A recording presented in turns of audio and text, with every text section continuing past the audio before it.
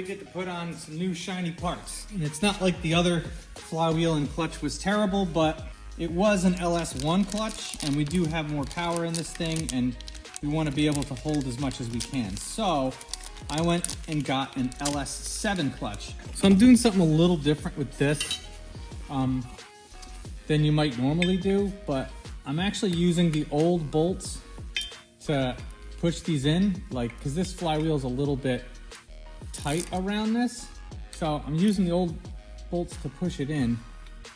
And then what I'll do is I'll back them out and put the actual bolts that are supposed to go on all the way. I got new ones from ICT Billet that already have the thread locker on it. So we'll torque those down next. First pass 15, second pass 37, third pass 74 foot-pounds, and obviously in a star pattern. Now, LSs have great interchangeability. I mean, for example, this is a stock LS1 that has LS6 heads on it, and we're doing more upgrades. With this, I actually went with an LS7 clutch. The LS7 clutch should be able to hold more than enough power than I'm ever gonna throw through this Corvette. They hold 550 a wheel before they start letting go. We're never gonna see within 100 horsepower of that. But in order to put an LS7 clutch on an original LS1 block, you need an LS2 flywheel. So you just gotta double check these things before you go ahead and order them, or you'll be upset. If you don't have an 18mm socket, you're not a Corvette owner, my humble opinion. Problem though, the clutch alignment tool that I have doesn't fit the pilot bearing that I have in there. So what I did was I have an 18mm socket on a 1/2-inch drive, slid on there, and then I have an 8mm socket. And that perfectly actually fits inside of my pilot bearing in there. So this is gonna be my makeshift bootleg clutch alignment tool, but I think it's gonna work. So that's in, not going anywhere. And then that, slide that in, and that's gonna align my clutch. Look at that. Now we'll tighten it down. I did use blue thread locker on all of the clutch bolts, and as well as tightening it down to spec in a star pattern as well, just to make sure everything sticks. Just trying to do my due diligence with a feeler gauge.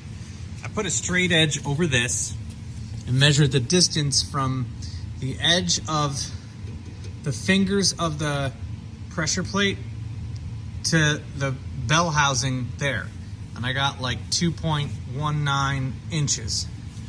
And then I measured the distance of this part of the bell housing to the edge of the slave cylinder with another straight edge in a micrometer, with the spring totally taken out and this compressed in all the way, and I got 2.00 inches. So that gives me 0.19 inches of clearance in between the two. So it's more than an eighth, it's less than a quarter, and it was more than that before. I added a small shim, but I think that's gonna do it.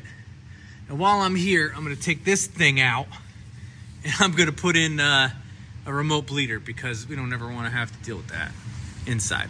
So another thing I'm doing to the slave cylinder, in addition to putting the spacer on, is I'm removing this bleeder, because this thing sucks, right? It's very difficult to get to. And I'm installing this remote bleeder I got from Tick Performance. And this will allow us to bleed the clutch a hell of a lot easier than reaching all the way down into the bottom of the torque tube, which is next to impossible to get to. If you're ever doing this, put the remote bleeder on. You'll thank me and you'll thank yourself later. Nice and tight. You can see I already have the spacer on there. And we'll just throw this guy over it. I'm gonna get a heat shield for it. Not because it was melting, and if I look at it, it never had any heat problems before, but while we're here, there's a lot of great track maintenance stuff that we can do to try to make sure that we don't melt our clutch cable down And in the event that you do that, you could lose brakes. Can also cause a fire. So, not that the old one ever showed any signs of wear. We're just gonna cover our own butt. I think we're ready to try to drop it in.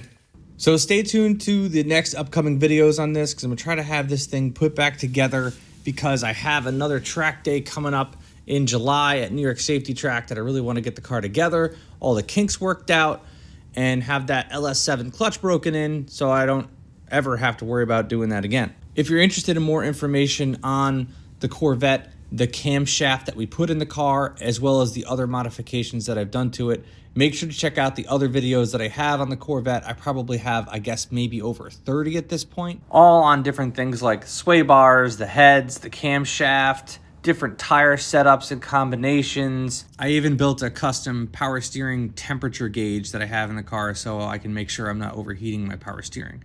So if you can't wait until next week's video, make sure to check out these videos that we already have ready to go.